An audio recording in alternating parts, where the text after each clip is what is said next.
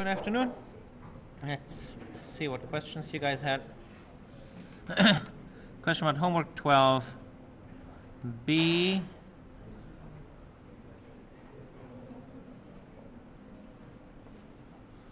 Let's have a look.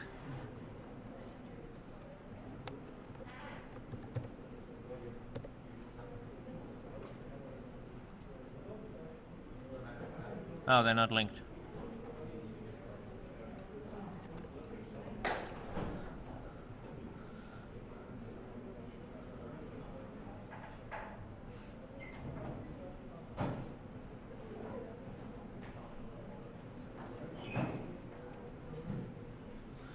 All right, so depth first. So just to get to the the question really quickly, so we do a depth first search on a tree. So if we have a tree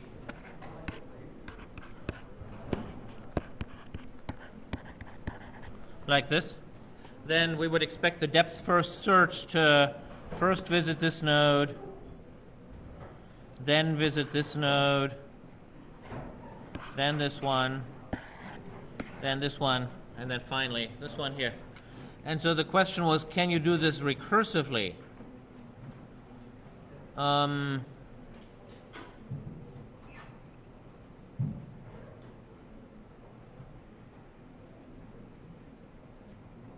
I don't know, can you? So right now the way that we say we do depth first node is by just making a queue and inserting the nodes in a queue as we see them, and thereby, yeah, I don't even understand how that works either.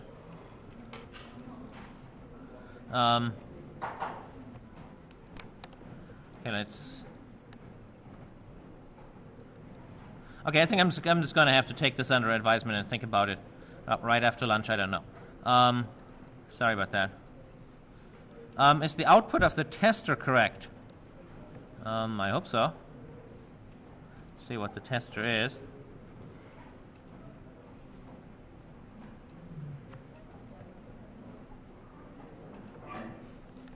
So here we're making a tree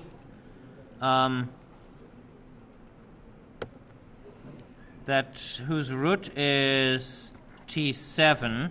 T7 has a 1. And that has children's 4, 5, 9.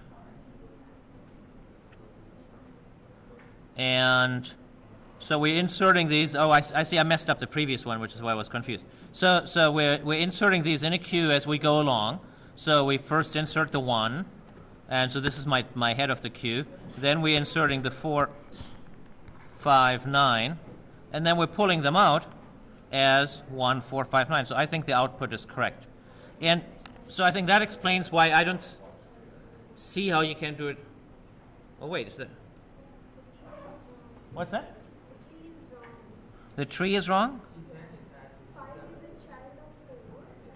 Ah, thank you.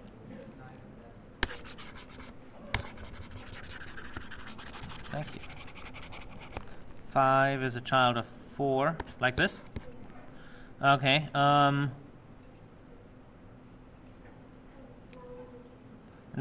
is a child of 1. Yeah. Oh, I see. Okay. So, oh dear.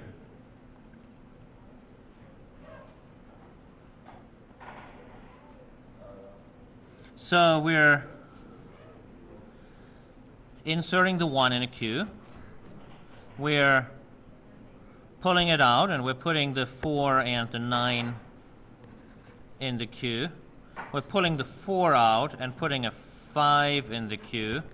Oh. Aren't we supposed to stop when we reach 4? Are we supposed to? Yeah, I think I need to draw two things. I need to draw what happens and what we put in, what's in the queue. So we're putting the 1 in the queue.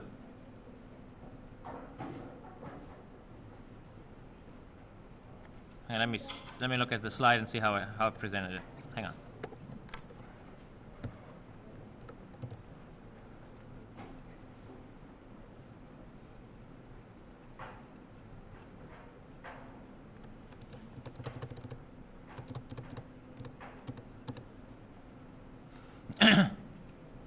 Oh, depth first is with the stack. What? Oh, no wonder I got myself messed up. All right, so, and our tree was 1. I have no memory. 4, 5, 9, like this.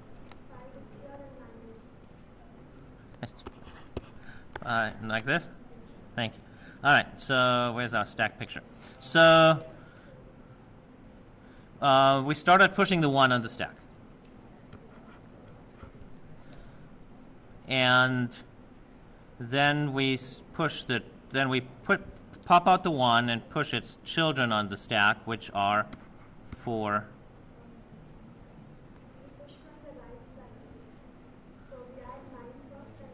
Oh yeah, so that we get them in a canonical order. That was why I even assigned this thing. So you do that inversion, yes.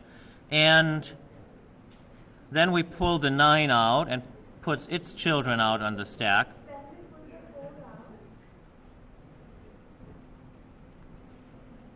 Oh, this is the top. Thank you. Okay, so now we push the 4. So what we're seeing is 1 and 4. Then we're seeing the 9. What do you mean you stop? Isn't that the description of the problem? We're doing a depth first search until we reach the target, at which point we stop. I understand now I understand your question. So the target means whenever the visitor returns true. And now it depends on what this visitor is. Let's see what visitor we had here.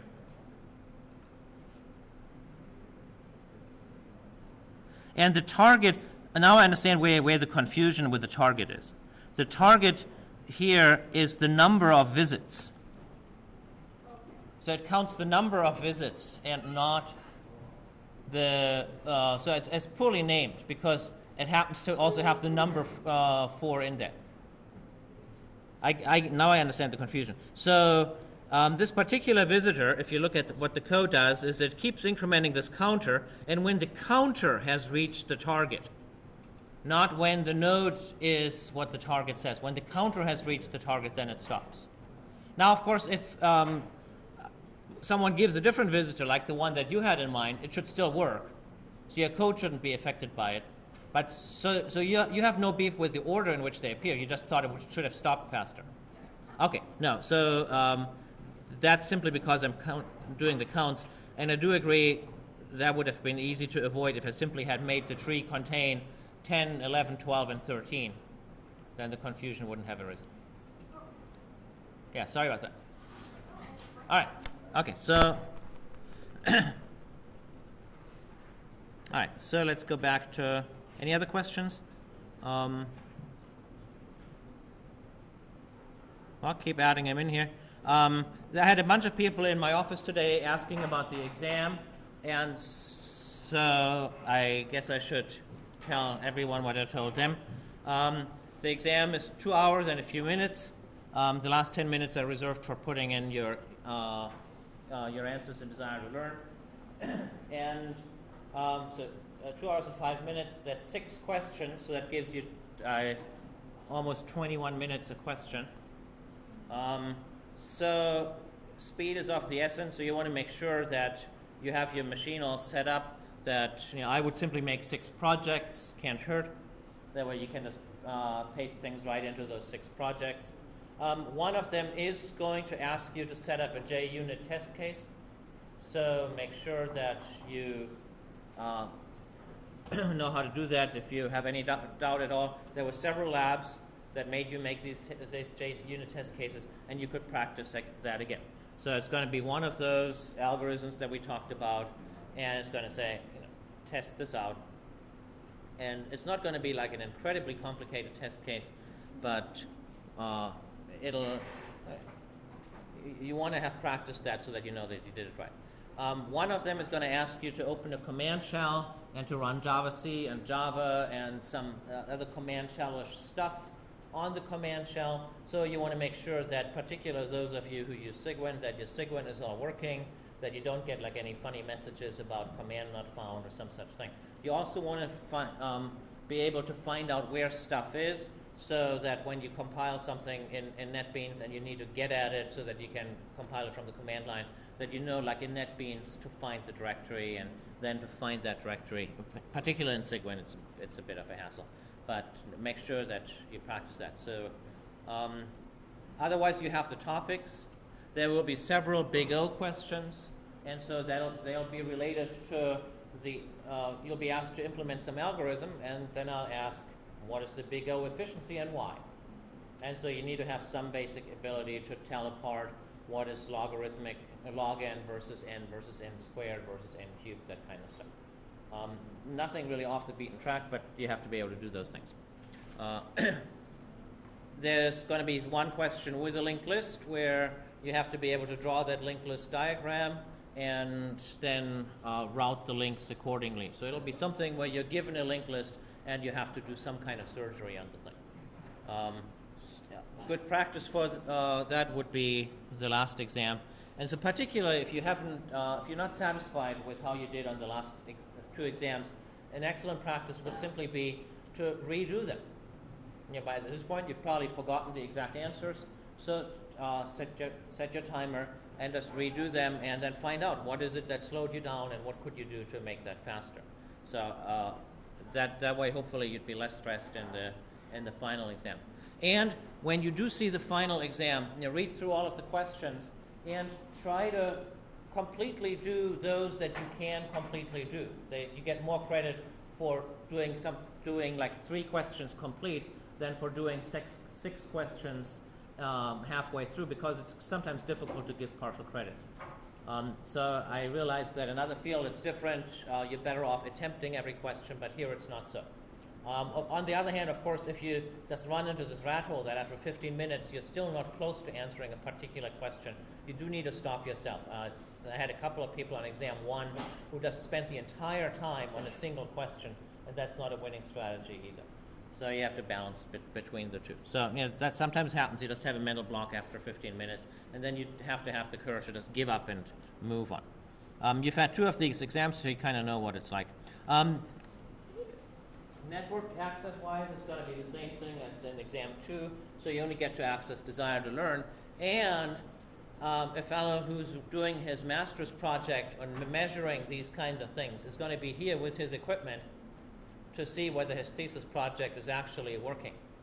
So the way that works is that it's going to measure the wireless activity of all of your computers, and so you really do want to, and so if his thesis project works, we will know exactly where everyone went. So the thing is supposedly smart enough to realize that once in a while Windows will go and check whether it should update itself, and it's not going to give a false alarm for that. But if someone were to go to Facebook, then it would presumably notice. So it'll be exciting to see how that all works. And so the only way to opt out of that really would be for you to receive the exam on a USB stick and to return it like that to me, and then just to turn your network interface completely off. Otherwise, we'll see what your computer does during the exam. That's all I have about the exam, I think. Okay, so to prepare, again, just redo the exams 1 and 2. Redo those homeworks. So with the homeworks, what I strongly suggest is if you didn't get full or nearly full points, take your solution and take my solution against it and compare them and see what I did that you didn't do. Several of the exam questions will be based very closely on homework questions. And you have the solution. You can take the solution on your laptop. And so if you can quickly read my solution and then compare what you need to do to it to adapt it to what's asked in the exam, then you have a big advantage over those who want to recreate it from scratch. And so it's entirely fair. You can use anything that I have given you that's on your laptop during the exam. So in particular, solution for homework is fair game. And I want to encourage you to read through those. One of the things that's important is that you can read code, not just write it. And so this will give you a whole bunch of code that you should be reading through.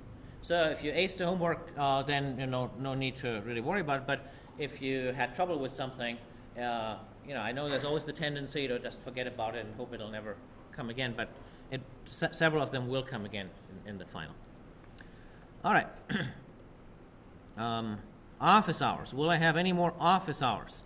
I unfortunately have something again scheduled next Tuesday. I'll be there from 9:30 to like 9:50. But at 10 I have to go to someone's thesis defense.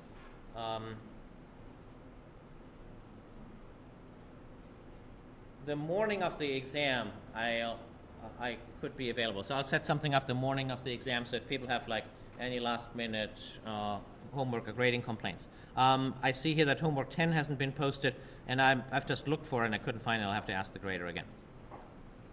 All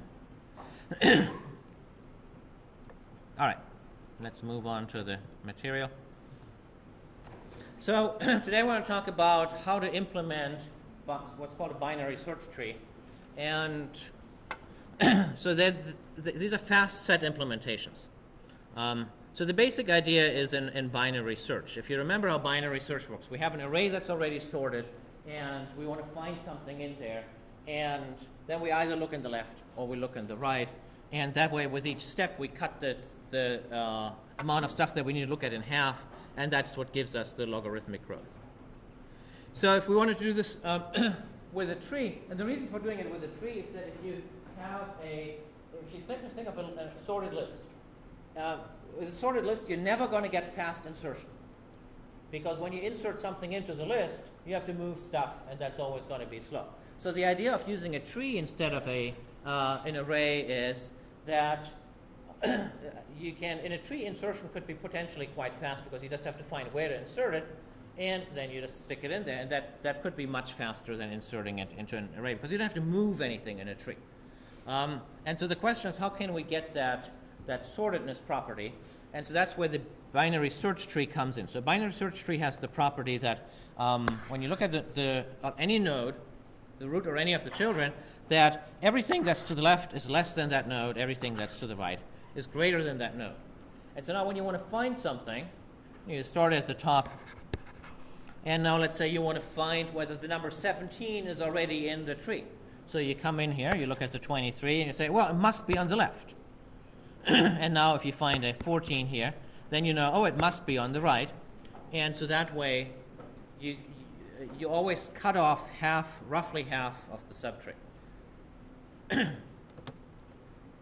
So here's an example of such a binary search tree, where you see that everything on the left comes before J, everything on the right comes after J, and that property is true for all the subtrees as well. So here's an example of a tree that is not a binary search tree. So when you look at the root, you see that everything to the left is less than J, and everything to the right is greater than J, but that's not good enough, because now when we look at this subtree here, you notice that the thing that's on the left, namely Eve, is greater than A, and so even though the root has the property that stuff to the left is less than stuff to the right, the subtree doesn't. All of the subtrees have to have that property for something to be a binary search tree. So when you have a binary search tree, how can you insert new elements in it? So if the tree is empty, then of course it's easy to insert something in it. You just insert it, and there you go. If it's not empty, you have to, you come in at the root, and let's say we want to insert George. So my new node is George. And I see, well, George has to come before Juliet, so I have to recursively say it needs to go into this subtree. Well, it comes after Adam, so it has to be in this subtree.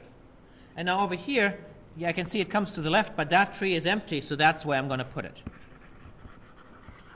Note that the newly inserted node is always a leaf.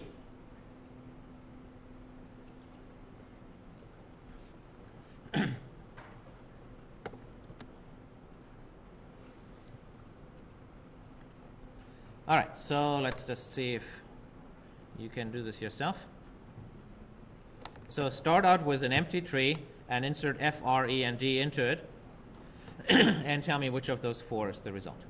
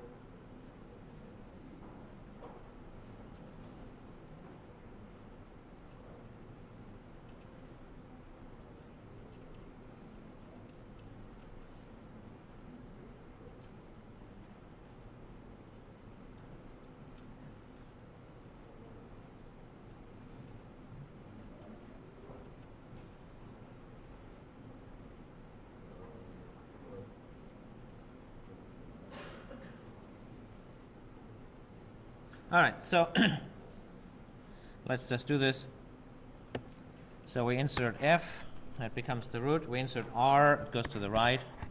We insert e, it goes to the left. And we insert d, it goes on the left again. Did I have this one? Yes. So it's number 3.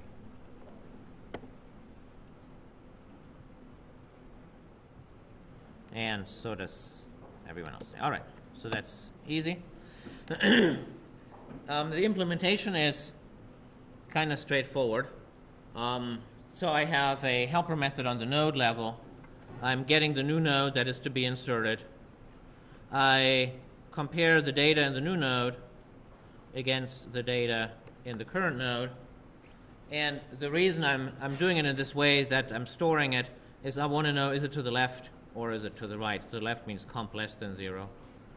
Otherwise, comp greater than 0. What if comp equals 0?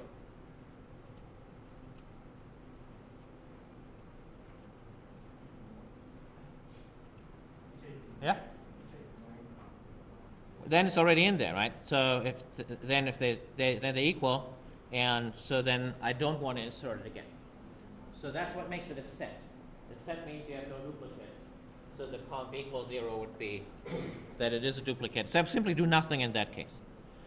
And so here I check, I want to insert it in the left, except if there's nothing on the left, then I say, okay, this is going to be my new node. So that's pretty straightforward, I think. One of the homework questions says, can you do a better implementation than this? And you can. So better means that looks a little less ugly. This one looks a little ugly because you have these null checks. There's a third null check in the tree class, and so you can rearrange it a little bit better if you have the node return the result of the insertion. All right, so finding the element, we already talked about the algorithm. You look in the root. If it's there, then you found it. Otherwise, you go to the left subtree and find it and look for it there. If it's not there, you go to the right subtree. So, and I should say, if not, I should say if less than the root. What the heck am I? Okay.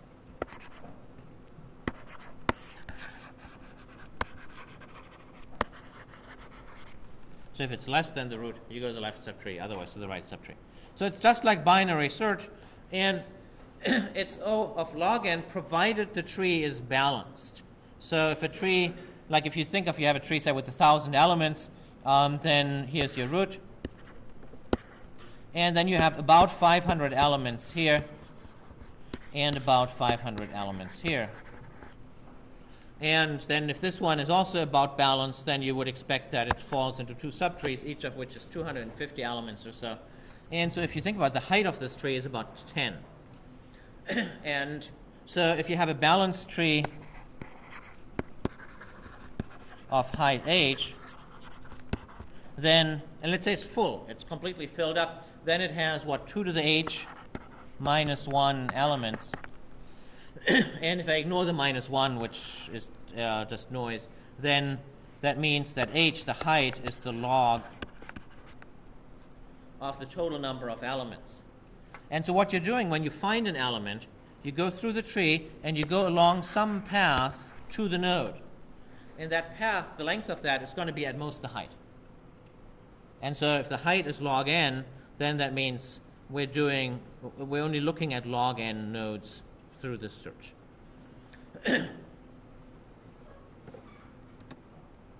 All right. I may have given away the answer to this one here. So let's do this quickly.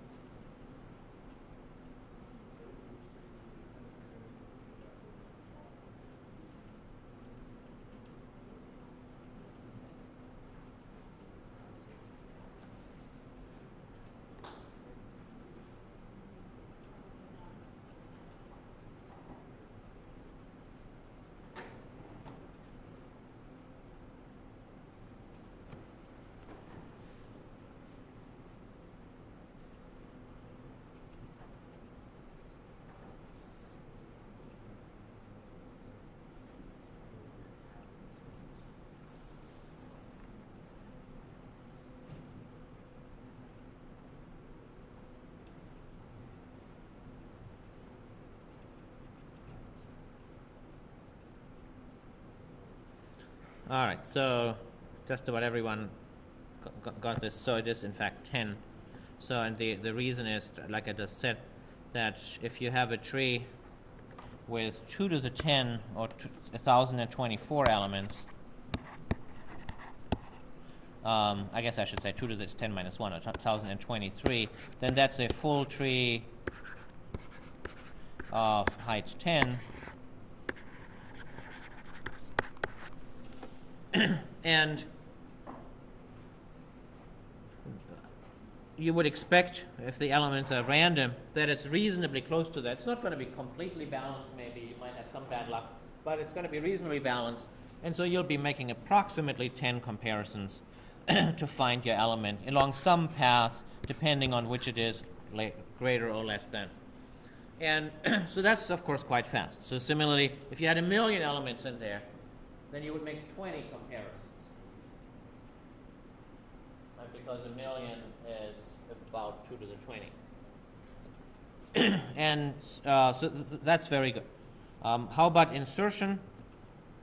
Insertion is also, did I talk about this? Oh, I guess I do in the end. Okay, let me skip that right now and go into just the algorithm of removal, and then I'll talk about the performance. So removal turns out to be a little bit harder than insertion. And so the difficulty is if you have a node with 2 children. So if you have, let's first of all do the easy cases though. Let's say you decide that for whatever reason you want to remove this element and it's a leaf. Then that's very easy to remove. You just remove it and your tree is still a binary search tree. You didn't mess with the binary search tree property. Now let's say that it is an interior node but with a single child. So it has a child here which may have more children, but over here you have a null. Then what you can do is you can do what's on this picture here. You can reroute the parent of the one that you want to be removed. And let's see whether the binary search tree property is still fulfilled. Whatever is in the subtree here, we want to be larger than what's in here. But that was already the case, because everything that's on the right is larger. So we're not messing with the BST property in this way. The complexity comes in when you have a node that we want to remove that has 2 children.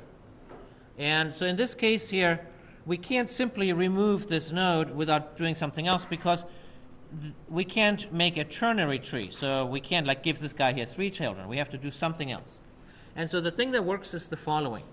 We will find the smallest element in the right subtree. Now, how do you find the smallest element in a tree? That's easy. All you do is you keep going left.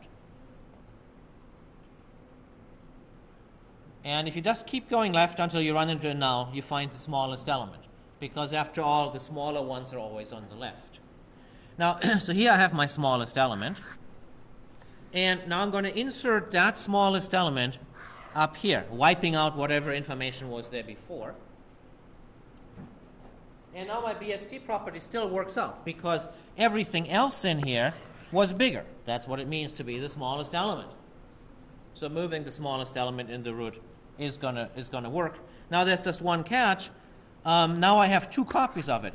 I have one here and one here. So really what I want to do is I want to remove the smallest element that I've just copied over from the right subtree. Now fortuitously, the smallest element never has 2 children, because I just said the left of it is null. The left child of the smallest element must be null. That's how it's got to be the smallest. And I keep going, turning left until I run into a null. So therefore, I can simply remove it, like I said before, by rerouting the link. That's the removal algorithm. And it's more complicated, but it's not fatally so. So in the, yeah, let's see that you can do this. So here I'm going to make you remove the root. So follow the algorithm and tell me what happens afterwards.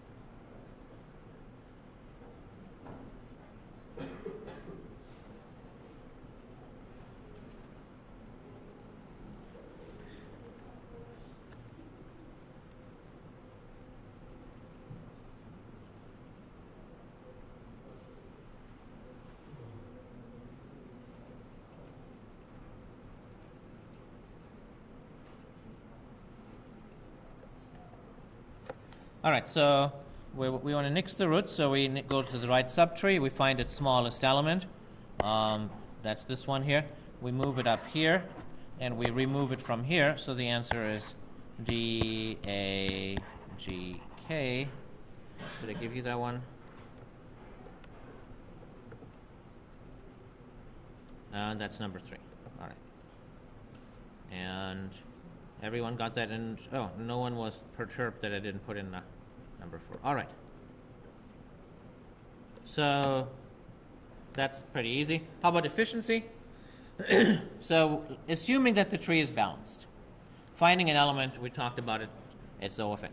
Adding an element, well, if we follow again through how do you add an element, so let's look at this picture again where we did this. So remember I said here I want to add in George. And what did I do? I started at the top, I went to the left and to the right until I managed not to find it, until I ran out of things and there was just a bunch of nulls left. And then I added it, which was just one step.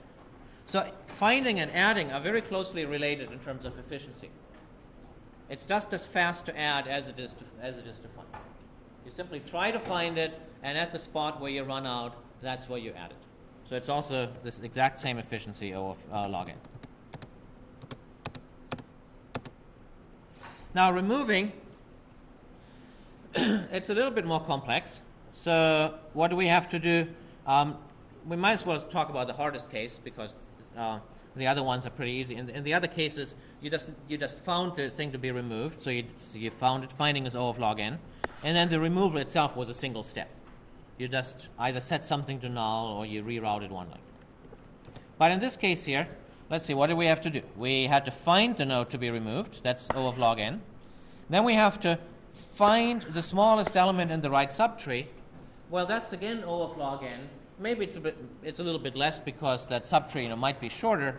But so what? We'll just say it's O of log n in worst case, because twice O of log n is still O of log n. And then once we've located this element, the rest was just minor surgery, rerouting a couple of links, so that's O of 1. So the total time for removal is O of log n. Now, the catch here is, of course, assuming that it is balanced. Well, what if it isn't balanced? For example, if by accident you start out inserting 1, 2, 3, 4, 5 in sorted order, then what you're going to get is not very pretty, right? Then they're all going to be inserted like this, and you just get a big fat linked list. Or long and skinny linked list, really. And so now your performance is not going to be O of log n. And so how can you rule that out? And that's what you're going to be learning next semester. There are ways of finding out when the tree gets kind of out of whack, and then one can rebalance it so that it is, again, reasonably balanced. And one can do all of that still in O of log n time. So, and that's not so easy. If you want to read ahead, you can look it up in the book in section 17.5. And so the algorithm to do that is a little bit intricate. So, and there's a whole bunch of different kind of ingenious, really, quite ingenious algorithms to solve this problem that are subtly different from each other. And you're going to be encountering a couple of them in 146. So you're just going to have to take it on faith right now that this can always be done reliably in guaranteed O of log n time. So the tree set implementation of the Java standard library, they use the same structure that I introduced in section 17.5, what's called a red-black tree, and so it's totally guaranteed that if that it's an O of log n time. All right, so when one first looks at trees, it's not necessarily so clear that they have this really kind of astonishing way of implementing a set like that, and it really is, it's a very ingenious application of it. All right, last clicker question.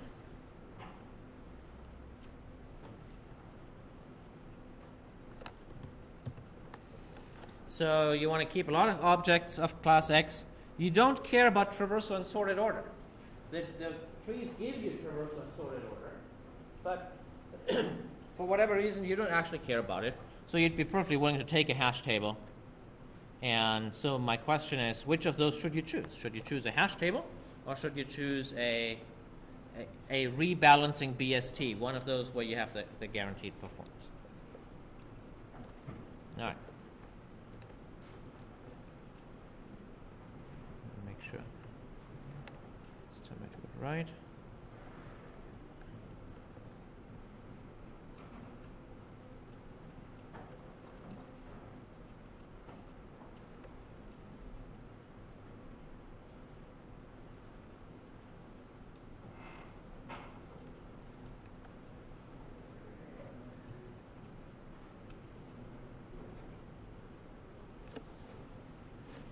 No, what's it one?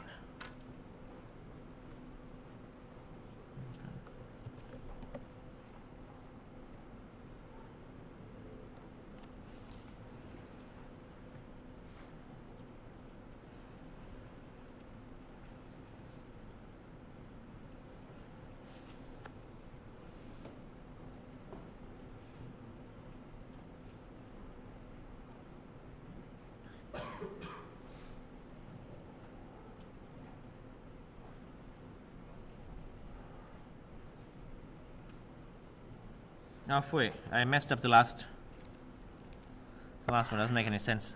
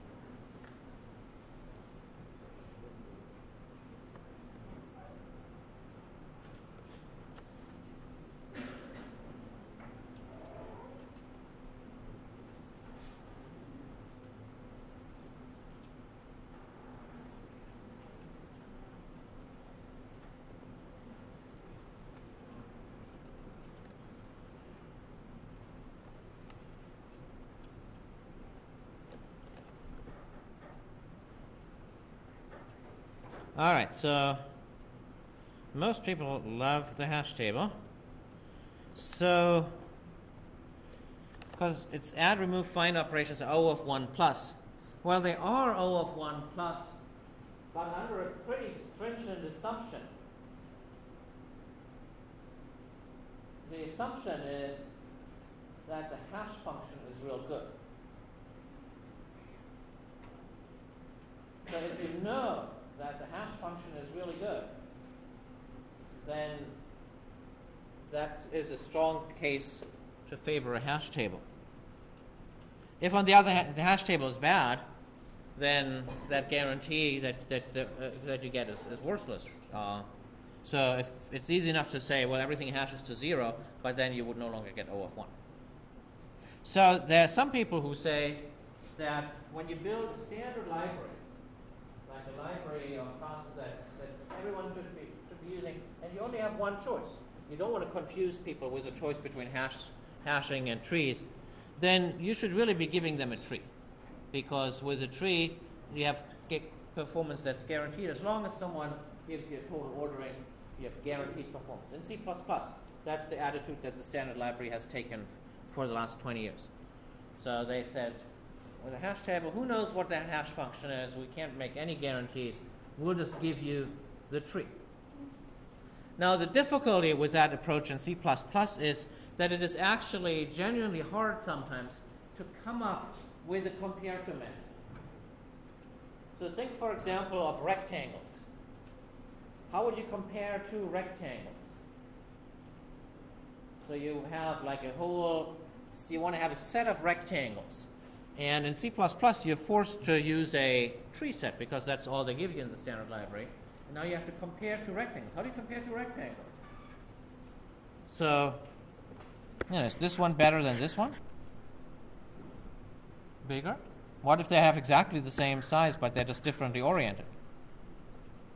And so it's possible to do it, but it's tedious. You have to do a lexicographic comparison on the 4 coordinates. But it's not at all obvious how to do that. So it's generally actually hard to come up with a comparative method. And so hashing is generally considered the more attractive choice for 2 reasons. One is that coming up with a hash function, even a good hash function, tends to be pretty easy. You just hash each of the components, you add up all those hash codes. And secondly, when it comes to raw performance, not only does a hash table have a better big O efficiency, and O of 1 is a little bit better than O of log n, but in practice, it is faster. So when you look at a practical runtime, when you have a hash set of strings versus a tree set of strings, the hash set is measurably faster. So your first choice should always be a hash set. So hashing is generally better than trees. The reason that you sometimes want tree sets is for one of 2 reasons. One is that for whatever reason, you can't come up with a good hash function. This is rare. Yes, it could happen. Or the other one is if you also want to visit the elements in sorted order. If you know that after all is said and done, you want to visit the set elements in sorted order, then go for it and use the tree set, because then you don't have to dump them and sort them later. So that happens a lot in practice. Like I just in NetBrat, I have the situation where I need to figure out which files to show you. I don't want to show them in sorted order by the file name, so I just use a tree set. So generally, hash sets are your first weapon of choice. There's always this imponderable of the hash function that sometimes can be hard, but in general it's not. But if you want sorted order, go for the trees. So I guess there's really no particular wrong answer here. So 1 is what I would give everyone as advice. 2 is it's not wrong, and that's what the C++ library providers have said. Guarantee is better than hopeful thinking. So both of those are okay. It is true that it's generally easier to come up with a hash method, but that by itself is probably not a strong enough reason to favor that. And 4 is, I'm sorry that I messed this up. It is generally pretty difficult to come up with a compare method. Unless you know that you want to have them sorted, in which case you have an idea how you want to have them sorted. But in abstractness, it's not. All right, well, that gets us to the end of that. So let's keep on going with the lab, and I'll just have to walk around and see how far everyone is with it.